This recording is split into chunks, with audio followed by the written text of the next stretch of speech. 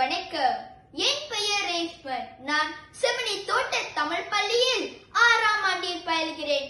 இன்று ஒற்றுமையை எங்கள் பலம் என்ற தலைப்பில் என் கருத்துக்களை பகிர்வதில் மகிழ்ச்சி அடைகிறேன். கூடி வாழ்ந்தால் கோடி நன்மை என்பது பழமொழி. ஒற்றுமை என்பது தனி மனிதர்களை இணைந்து சமுதாயத்தையும் நாட்டையும் வலிமையாக்குகிறது. ஒற்றுமையே எங்கள் பலம் என்பது வெறும் வாசகம் அல்ல, அது வாழ்வியல் தத்துவம். ஒரு குச்சியை எளிதாக உடைத்து விடலாம், ஆனால் குச்சிகளின் கட்டை உடைப்பது கடினம். அதுபோல் நாமும் ஒற்றுமையாக வாழ்ந்தால் எந்த பெரிய சவால்களையும் எதிர்த்து கொள்ளலாம். ஒற்றுமை நமக்கு பாதுகாப்பை தருகிறது.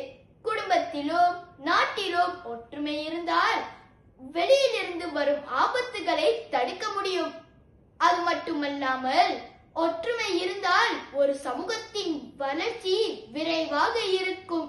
அனைவரும் இணைந்து உழைக்கும் போது இலக்குகளை எளிதாக அடைய முடியும். வெவ்வேறு மொழிகள், மதங்கள், கலாச்சாரங்கள் இருந்தாலும் நாம் அனைவரும் இந்தியர்கள் என்ற ஒற்றுமையுடன் வாழ வேண்டும். கருத்து வேறுபாடுகளை கலைந்து கைகோர்ந்து செயல்பட்டால் நம் நாட்டை வலிமையான நாடாக மாற்ற முடியும். எனவே ஒற்றுமையே பலம், பிளவு பலவீனம் என உணர்ந்து ஒற்றுமையுடன் வாழ்வோம், நாட்டை உயர்த்துவோம்.